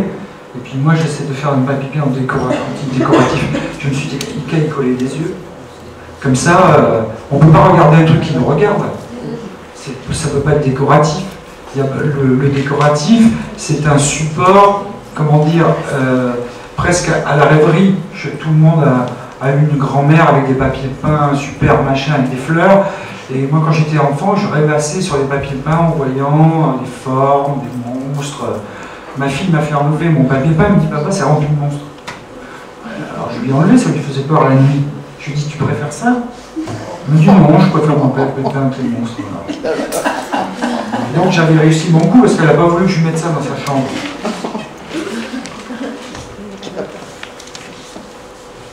Ça c'est on en mange. Des fois il n'y a pas besoin d'explication. On en prend plein la gueule. C'est ça. Ça s'appelle la beauté intérieure. J'ai fait un portrait d'un homme réduit à son minimum, comme tout à l'heure l'animal réduit à son minimum. Là c'est l'homme réduit à son minimum, un système digestif. Ça, c'était une série de... J'avais travaillé avec Gagnère, le grand cuistot, et il me dit « Oh, j'aimerais bien qu'on fasse une expo ensemble, tu fais une expo dans le restaurant. » Putain, comme dans la pizzeria, merci. Non, mais il me dit « Ouais, mais chez moi, c'est pas pareil. » Moi, c'est une pizzeria chère, quoi. Et donc, bon, j'ai accepté parce qu'il m'a dit « Je t'offre 10 plats chez moi. » Je dis « Bon, d'accord, manger 10 fois chez toi, j'accepte. » Et donc, après, par exemple, ce gâteau, il l'a réalisé en vrai. Et il me dit « Ouais, chez toi, c'est toujours le mélange des contraires, c'est-à-dire le début à la fin au début. » Donc, il nous a servi un gâteau au chocolat en entrée. Et moi, ce qui m'intéressait, c'était que je peignais un gâteau qui cache, encore une fois, son intérieur. Il y avait juste la molécule du dessus qui pouvait donner l'image d'un parfum, mais il fallait être chimiste pour le savoir. Donc, vous voyez, encore une fois, une œuvre qui cache son intérieur et son secret de fabrication. Après, ça, vous allez voir, c'est un tableau qui m'a donné l'idée de toute une série de sculptures. C'est-à-dire que ce que je voulais, c'était tout d'un coup, ce que j'avais dit à Gagnère, je dis écoute, moi je veux bien faire l'expo chez toi, mais tu nous fais un repas cannibale. Il me dit ah non, non, je ne peux pas faire payer 350 € à des gens qui vont être dégoûtés de ce qu'ils mangent. Parce que je voulais qu'il fasse comme dessert un caca, une grosse merde au chocolat. Il me dit oh non, non, je ne peux pas faire ça, t'en rends compte. Je dis mais si tu veux, on rajoute du sang avec. Ça pourra faire passer la pilule, il n'a pas voulu. Je suis sûr qu'on pourrait faire un super dessert en forme d'étron. Après, on l'avait mangé une fois avec notre ami pour une exposition sur Sade. Sade avait fait des recettes, avait créé des recettes où justement, je ne savais pas à l'époque, mais il avait fait un gâteau caca. Donc ça, c'est l'origine du un tableau qui m'a amené à faire des repas cannibales. Mais qu'est-ce que le cannibale? Alors j'ai lu tout ça autour du cannibalisme. En fait, les cannibales ne mangent jamais de corps. Les cannibales, quand vous dites tu manges la chair humaine, ils vous regardent en disant tu me prends pour un lion ou un ours. Je ne mange pas de chair humaine, moi. Le cannibale, quand il mange l'autre, il mange que des organes symboliques. Et surtout, il mange l'autre parce qu'il en a peur. Et en mangeant l'autre, il devient l'autre. Il absorbe les qualités de celui qui mange. Tous les cannibales vous diront toujours ça. À chaque fois que...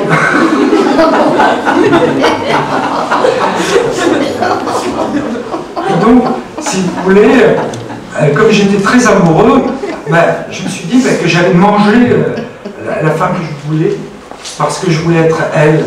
Je voulais penser comme elle, je voulais goûter comme elle, je voulais avoir les mêmes attributs qu'elle. Et donc j'ai commencé par ça. Bon, là, on va passer 3 heures. Bon, celui-là, quand même, ça s'appelle Cheddar Mortadelle Cosmos. C'est un sandwich au cosmos. Alors, ce qui m'intéressait, c'est que le fond, la nappe, longtemps, quand l'homme a inventé le nombre d'or, il s'est dit, le nombre d'or, c'est la loi esthétique de la nature. Il s'est dit, il y a une loi qui va régir toute la nature, et c'est ça qui nous a permis de faire les cathédrales, de faire tous les châssis que vous achetez en ready-made, ils sont tous construits sur la règle du nombre d'or. Donc, parce qu'à un moment donné, l'homme pensait que la nature était régie par une équation, et notamment la suite de Fibonacci, ce qu'on appelle. La suite de Fibonacci, c'est, si vous voulez, on peut décrire le développement de la coquille d'un escargot en fonction de la suite de Fibonacci, une progression géométrique qui fait que la spirale de l'escargot se développe selon un certain ordre. C'est vrai pour l'escargot, mais c'est pas vrai pour l'ensemble de la nature. Et je me suis dit, tiens, ce qui serait drôle, c'est que l'homme veut tout se consommer, mais les lois qu'il invente sur la nature ne servent qu'à faire les décors de nappe. Et donc cette beauté de la nature finit en décor de nappe, et comme nous sommes des cannibales, on se dit, tiens, pourquoi pas manger les étoiles, puisqu'on mange tout. Je suis allé au Cambodge, une petite fille cambodgienne, et je dis, mais Cambodge, ils mangent tout. Bientôt, ils mangent les pierres. Tous les insectes, les trucs. Des fois, vous avez des choses, vous ne savez pas si c'est l'animal ou le végétal. Impossible de qualifier ce que vous mangez. Et tout d'un coup, j'ai dit, on a qu'à aussi manger les étoiles, consommer comme n'importe quel morceau de fromage. Et peut-être on finira par tout rendre consommable. C'est un peu le but de ce grand capitalisme qui réussit si bien, c'est de rendre tout consommable. D'où le titre Chétard Mortadelle Cosmos. Ça, c'est une sculpture qui s'appelle Un mort à l'infini, d'où le titre de la conférence. Parce qu'aujourd'hui, l'ennemi de tout, c'est l'infini. L'homme, chaque fois qu'il invente une loi, il dit oh, ouais, ça va marcher, il regarde dans l'univers contrarie la loi. Longtemps, on disait la science était régie par ce qu'on appelle le principe de ressemblance. C'est-à-dire, si une chose est comme ça ici, elle est sûrement pareille dans un autre endroit de l'univers. Et aujourd'hui, on s'aperçoit que ce n'est pas du tout le cas, que l'univers ne crée que de l'exotisme. Et aujourd'hui, on est plutôt dans le principe d'exotisme. C'est-à-dire que chaque objet de l'univers est une spécificité en tant que telle. Il n'y aura pas d'autre Terre, il n'y aura pas d'autre Lune, il n'y aura pas d'autre Mars, il n'y aura pas de... Chaque planète, chaque objet de l'univers, chaque être créé par la nature est une spécificité en tant que telle. Et il n'est pas reproductible ailleurs, dans un autre contexte. Donc, quelque part, imaginez l'angoisse pour nous, humains, qui avons eu la prétention de tout vouloir gérer, tout vouloir mesurer, tout vouloir contrôler. L'univers en permanence nous raconte, ben mon gars, là il vient de découvrir que quand vous balancez deux électrons dans deux tunnels différents, vous donnez un angle c'est pas les électrons, c'est un photon. Quand vous donnez un angle à un photon, l'autre qui est dans un autre tunnel à 17 km d'écart prend le même angle. Donc comme s'ils étaient en communication, alors que ce sont que deux photons, mais là on vient de faire ça stupéfie tout le monde parce que quand personne ne comprend rien, ben, le photon il tourne. Vous donnez un ordre à un photon là, l'autre photon qui est à 17 km plus loin reçoit l'ordre, alors qu'on ne l'a pas donné. C'est magique. Donc c'est une machine minérale, vous voyez, deux tabourets, sur l'engin qui est comme une stèle de mort, est inscrit à mort à l'infini, et quand vous regardez dedans, qu'est-ce que vous voyez? L'infini. C'est un système de miroir face à face, donc c'est le mètre cube d'infini, le fameux mètre cube d'infini de Pistoletto. Il avait fait donc un carré, fait du miroir, mais tous les uns tournés vers les autres, et il dit c'est un mètre cube d'infini. Pour moi, c'est une sculpture d'une beauté infinie, justement, puisqu'on n'a pas accès à cet infini. Et moi, j'ai voulu faire le mètre cube d'infini, mais avec un œilleton et une lumière qui se promène dans cet infini. Et quand on regarde à l'intérieur, qu'est-ce qu'on voit? On voit un univers en expansion à partir d'une toute petite lumière qui se reflète dans ce mètre cube d'infini. Je fais des milliards et des milliards d'étoiles. Et comme la machine est en mouvement, elle vous donne l'idée du Big Bang. Parce qu'aujourd'hui, regardez avec le renouveau créationniste, tout ça, là, j'ai trouvé un marchand américain, une japonaise, qui n'accepte pas que l'homme descende du singe. Il me dit c'est pas vrai, c'est des trucs de blanc, c'est pas possible, nous on vient de la tortue qui a porté le monde comme ça. Je dis attends, on est au XXe siècle quand même, 21e maintenant. Il dit non, non, c'est horrible de venir du singe. Ça vous stupéfait quand même. Et aujourd'hui, 60% des Belges croient au créationnisme. C'est quand même l'histoire belge. Et les Américains, c'est encore pire. Ils veulent imposer le créationnisme comme contre-loi au darwinisme, quand même. Vous tombez des nues. Donc c'était un peu une machine qui allait contredire ça, parce que quand on regarde cette machine, au bout de l'engin qui fait faire des allers-retours à la lumière, il y a un pic, une aiguille extrêmement acérée. Donc quand vous découvrez la mécanique, vous avez un mouvement de recul, parce que cette mécanique vient vous crever l'œil qui révèle la vérité.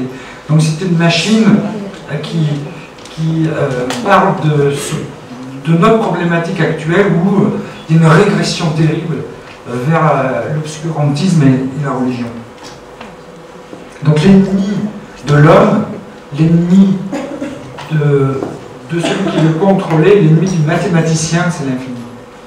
Donc, ce qui est une sorte de comment on pourrait dire en rhétorique, une phrase qui contient une chose et son contraire, un oxymore, une sorte d'oxymore, à mort à l'infini, comme si l'infini pouvait mourir. Vous voyez, il y a une impossibilité. Voilà la série ça s'appelle, toute la série entière s'appelle Savoureux de toi. Et donc, je crée, comme disait Vincent, parce que si j'avais raté l'école des Beaux-Arts, je serais devenu pâtissier. C'était mon deuxième désir de vie, c'est d'être un pâtissier. C'est très chimique la pâtisserie, c'est pas comme la cuisine, ça pardonne pas. On ne peut pas improviser en pâtisserie. Un plat salé, vous arrivez, vous le broyez, ça vous dit que c'est une soupe.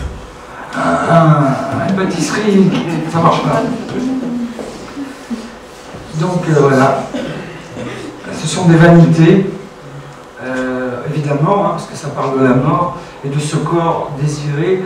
Est-ce que quelqu'un a vu ce film magnifique qui s'appelait J'irai comme un cheval fou d'Arabal? Je vous conseille de le voir, c'est un très beau film sur le cannibalisme amoureux. Et ce sont deux hommes qui s'alimentent, qu'à un moment donné, ils sont perdus dans le désert, on ne sait plus trop pourquoi, d'ailleurs on s'en fout. Et puis, ils vont mourir tous les deux, et un des deux dit, écoute, on s'aime tellement, t'as qu'à me manger, ça va te sauver, puis moi je serai définitivement dans ton corps. Il avait oublié qu'il y a quand même un machin par où ça sort. Et donc, si vous voulez, c'est pour ça que je ne vais pas essayer de la manger. Je vais juste essayer de faire des jolies sculptures en céramique qui reprennent tout son corps. Ça, c'est un hamburger de nombril.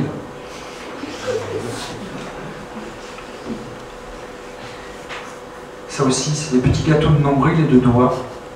Ce qui m'intéressait, si vous voulez, dans cette pratique, c'était que je moulais le corps. Donc j'avais quelque chose d'hyper réaliste, mais en même temps, j'inventais l'intérieur, si vous voulez. Je ne pouvais pas mouler ses tripes, donc il y avait...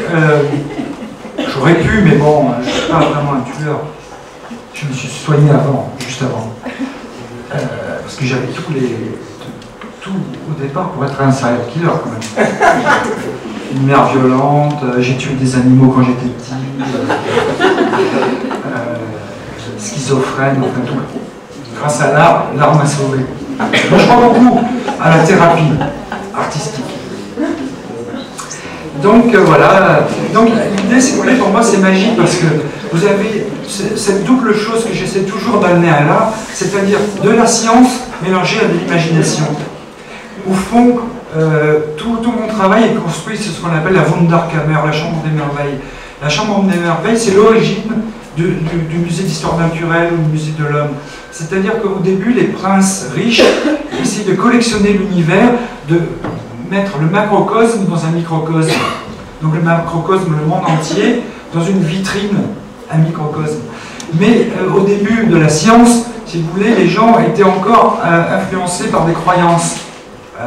À l'époque, on croyait aux sirènes. Donc dans la même vitrine, vous aviez des fausses sirènes faites par un escroc qui vendait au prince une sirène que quoi il aurait trouvé, la momie d'une sirène au bord de l'eau. En fait, c'était un singe cousu avec une côte de saumon taxidermisé. Mais si vous voulez, dans l'imagination du prince, c'était possible puisque les sirènes existaient. Et ça, c'était mélangé à un tatou.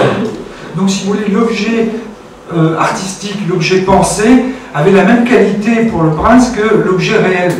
Et pour moi, l'art, c'est ce mélange d'imagination et de savoir. Vous voyez. Et je ne pense pas à un art purement d'imagination ou à un art purement de savoir. C'est un peu un mélange des deux. C'est ce que Duchamp disait l'art, c'est un élément connu plus un élément connu égale un élément inconnu. Voilà, après, les sculptures sont présentées sur une table comme un dîner, un buffet de mariage. Comme c'est la personne que j'aime, c'est ma mariée à moi, que j'ai moulé, que j'ai transformé en menu principal, en menu frottin, et frottin. Et voilà, c'est présenté comme le buffet du mariage. Et tout son corps, de la tête aux pieds, est présenté comme un énorme buffet sous le titre Savoureux de toi. Et devant, là, vous avez 2 arbres à bouche qui diffusent des phéromones. Donc il y a un petit système de ventilation. J'ai trouvé à Google, ils avaient 1 litre de phéromones, ils ne savaient pas quoi en foutre. J'ai dit, qu'à me les donner, moi je sais quoi en faire. Et donc quand on s'approche de ces sculptures, par les phéromones, on a presque l'eau à la bouche. Vous voyez, donc par des jeux chimiques, j'ai réussi à donner fin à des choses qui sont repoussantes.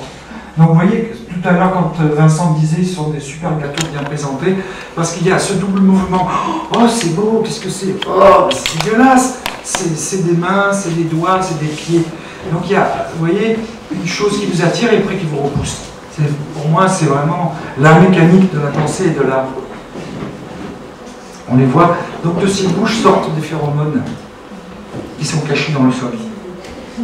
Là vous avez un gâteau cerveau avec une saucisse caramel. Là, ce sont une série de mains d'œuvre.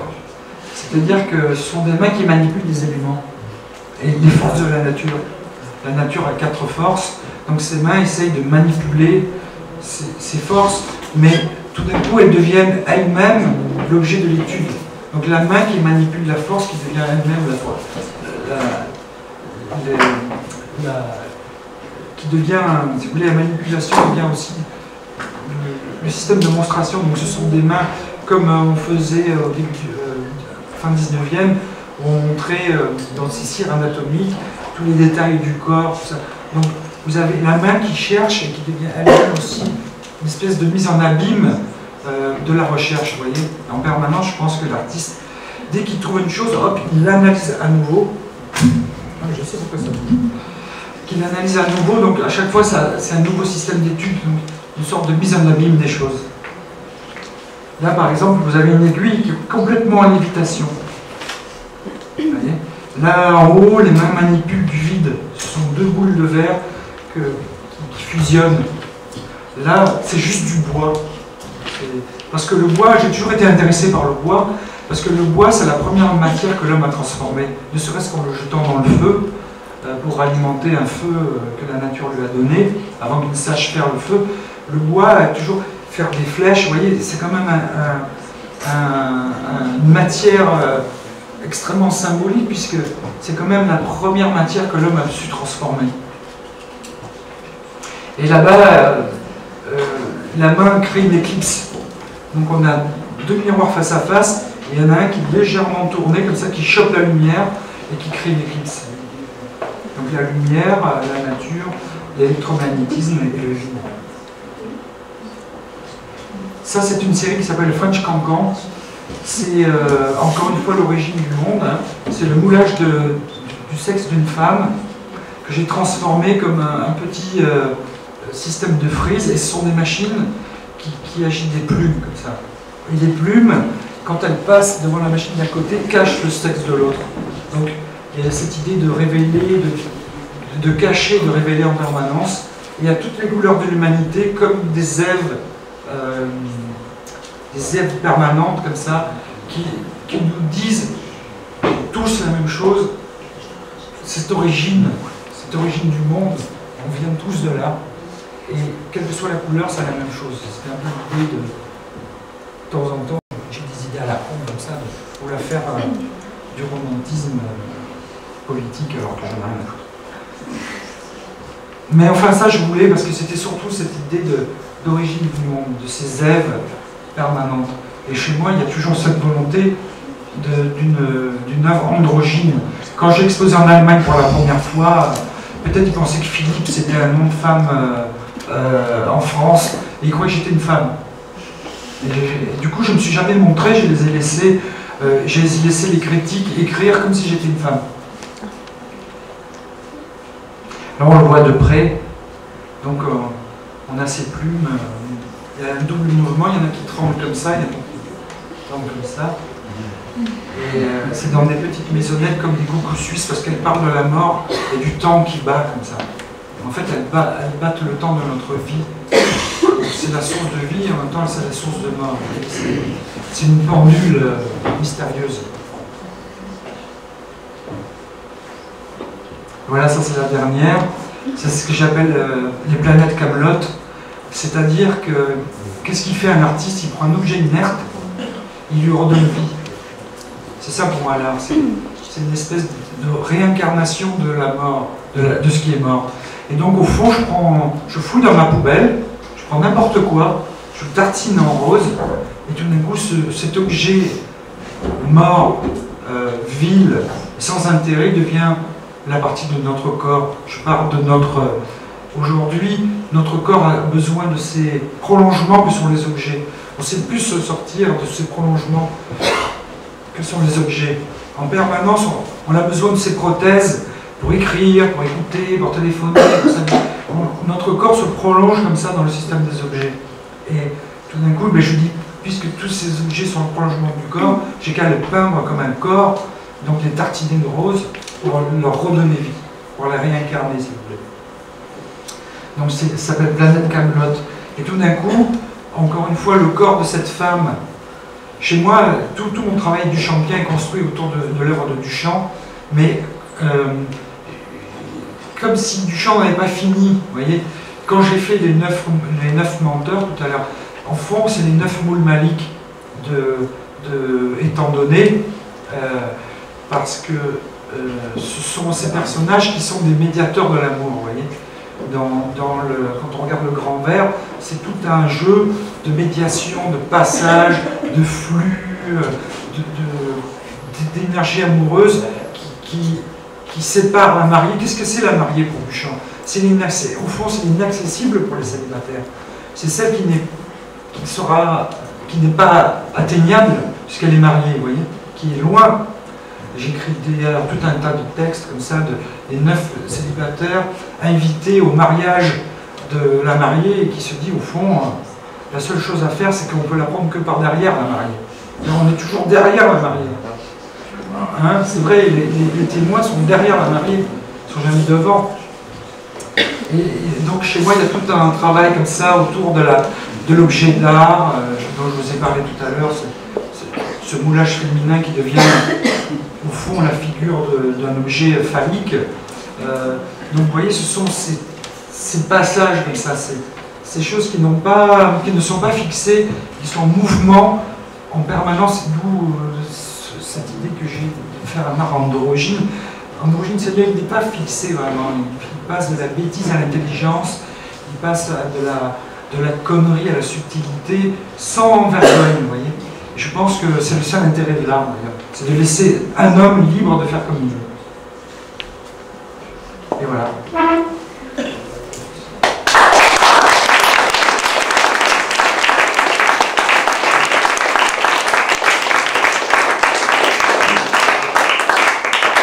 J'espère que vous avez des questions. Ça a été une conférence surtout sur la description, mais à travers cette description, il y a quand même une volonté un petit peu encyclopédique de vous montrer qu'un artiste, s'il ne se contente que de l'art, bah, il fait de l'art.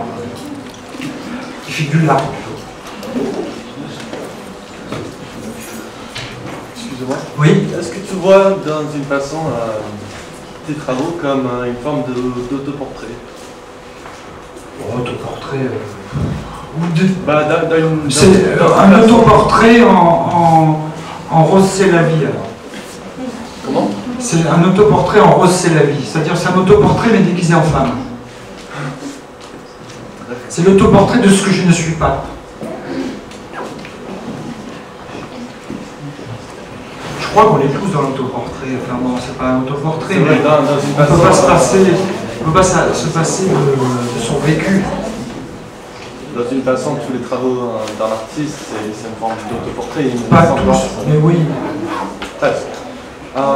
Aussi, t'as jamais invité des visiteurs, des spectateurs, de toucher tes travaux?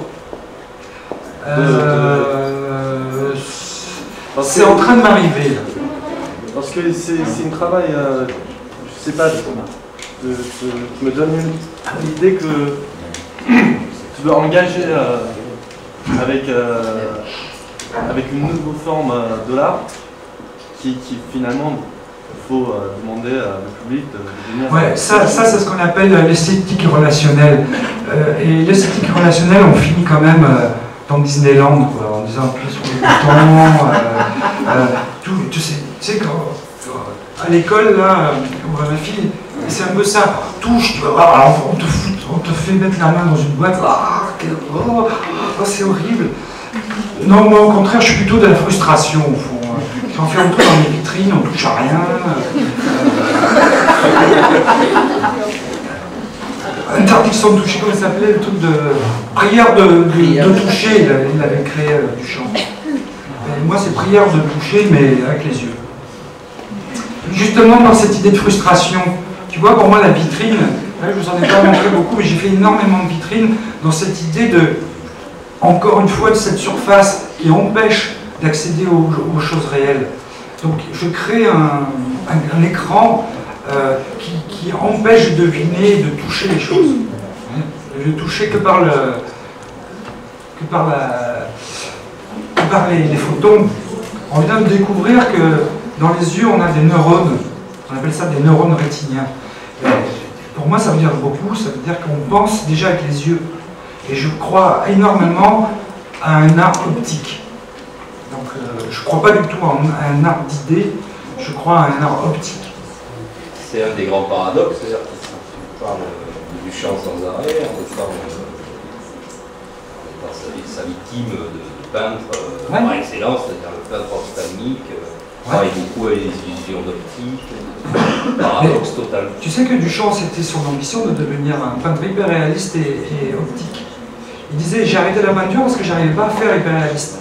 Il y a tout sur des entretiens avec Cabane, notamment, il dit moi j'aurais voulu être un hyper-réaliste, un opticien. Et pour moi, il n'y a pas plus optique que le grand verre, par exemple. Ça ne parle que de ça. Ça parle que de ça. Ça parle des loups. Il y a une contradiction fondamentale chez Duchamp. Ouais, il y a une contradiction fondamentale. Mais ce qu'il n'aimait pas, comme moi, c'était le travail du chant. Mais je le comprends, il n'y a rien de pire qu'un artiste qui bosse. C'est l'horreur. Autant faire de l'artisanat. Si c'est pour faire des jolis objets bien faits, je ne vois pas à quoi sert l'art, autant aller dans l'artisanat. Moi, ce que j'aime, c'est l'erreur, c'est de ne pas savoir où je vais, c'est le hasard, je génère en permanence du hasard pour toujours être un peu merde, d'où ça vient. Et pourtant, Philippe, malgré tout.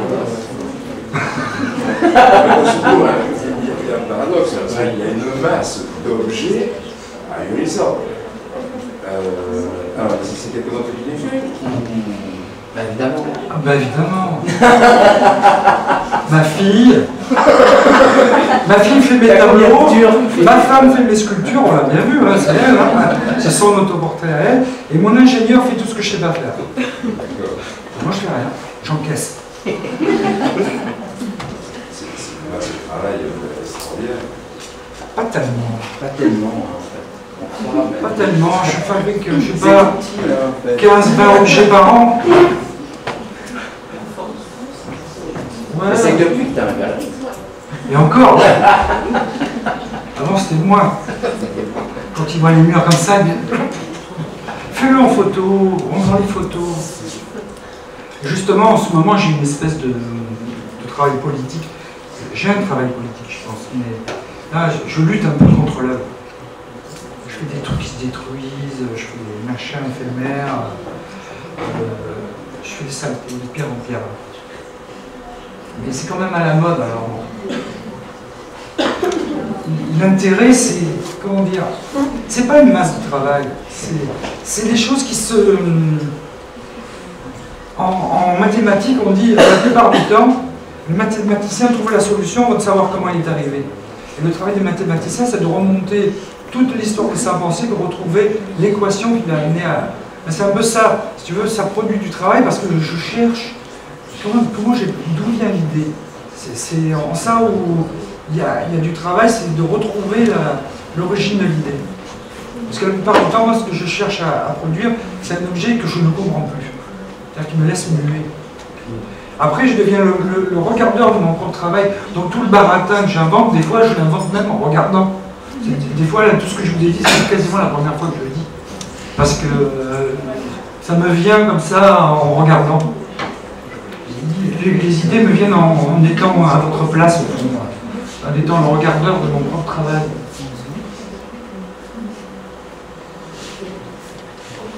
Ouais. 2 heures, hein, c'est bon.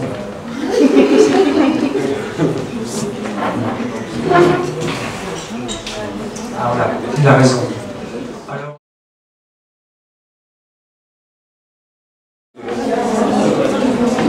Alors là, je pense que ce qui reste, c'est ce qui reste aussi demain, si j'ai bien compris. Et l'archive. Et l'archive. Et donc, comme vous l'avez repéré, aujourd'hui, l'intérêt pour un artiste, c'est de ne pas avoir qu'un seul médium. C'est ridicule de s'enfermer dans un seul médium, vu toutes les techniques qui nous sont offertes aujourd'hui. Au fond, aujourd'hui, avec un logiciel, vous pouvez faire du son, de la vidéo très facilement. Et justement, demain, ce que j'avais prévu avec Frédéric, c'était que, au fond, c'est essayer de faire le même objet dans 3 médiums différents, si vous voulez. C'est de... Par contre, là, comme vous avez compris, moi, les idées, c'est pas moi qui vais vous donner les idées. Les idées, c'est votre responsabilité, c'est vos choix, tout ça. Nous, on est dans les méthodes ou dans les processus, mais on n'est pas dans les idées. Vos idées, non pas qu'elles ne nous intéressent pas, elles nous intéressent parce qu'on est en dialogue, mais au fond, c'est votre responsabilité. Moi, ce que vous pensez, vous y avez le droit, à moins que vous soyez fasciste ou je sais pas quoi, et encore, peut-être on peut encore discuter. Fascisme et dialogue, ce serait pas beau ça comme contraste, après avoir la fin. Donc l'idée, ce serait que demain, vous ameniez de la diversité, des objets, des choses comme ça, ce que vous voulez. Et l'idée, c'était de réaliser 3 fois la même idée dans 3 médiums différents. Donc, soit dessin, peinture, photo, volume et écriture.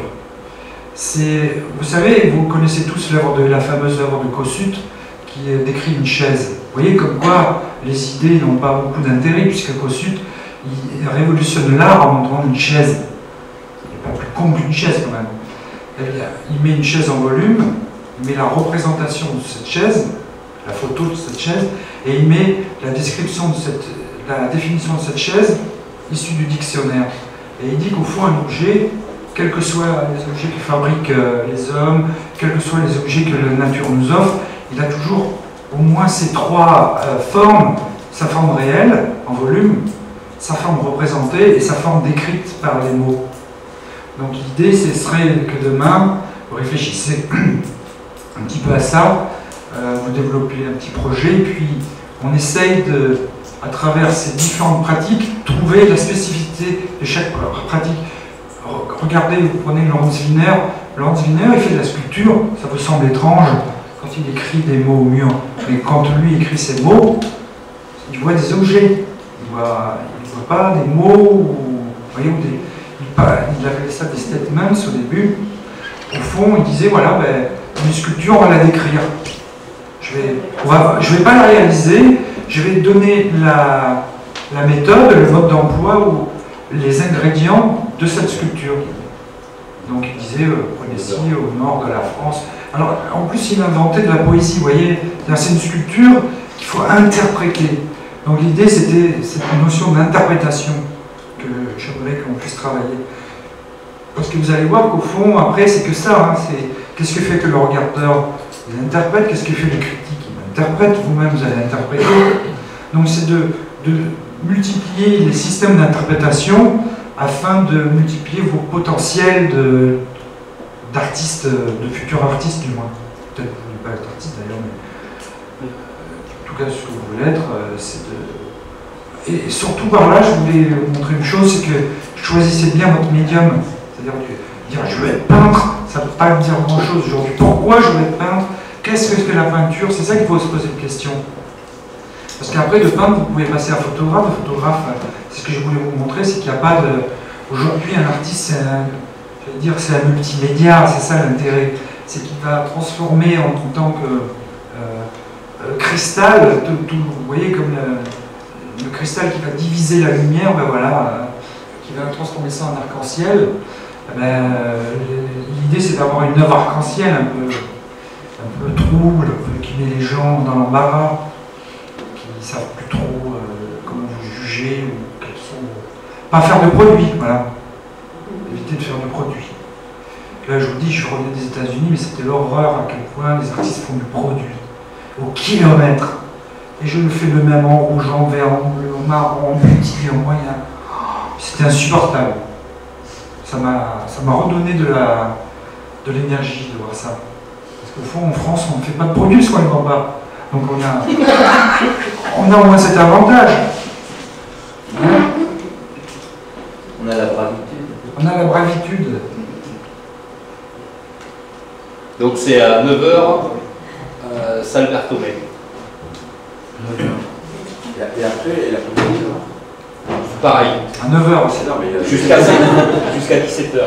Car moi je fais le cours avec l'eau chez Guénon aussi. Donc demain, ce que je vous demande une chose, c'est de bonne humeur. Libre. Et puis après, comment dire, courageux. C'est-à-dire de ne pas avoir peur de se tromper. Moi, j'étais 10 ans prof. Le grand drame, c'est que tout le monde veut réussir. Alors que l'intérêt, c'est de rater. Non, c'est vrai. Tout le monde veut réussir. Et du coup, l'objet fabriqué dans cette idée de le réussir. Et du coup, c'est un objet limité, un peu timide, un peu timoré, un peu petit bourgeois, voilà, c'est tout. C'est tout ce qui mérite. Alors faites comme moi. De vrais objets petits bourgeois.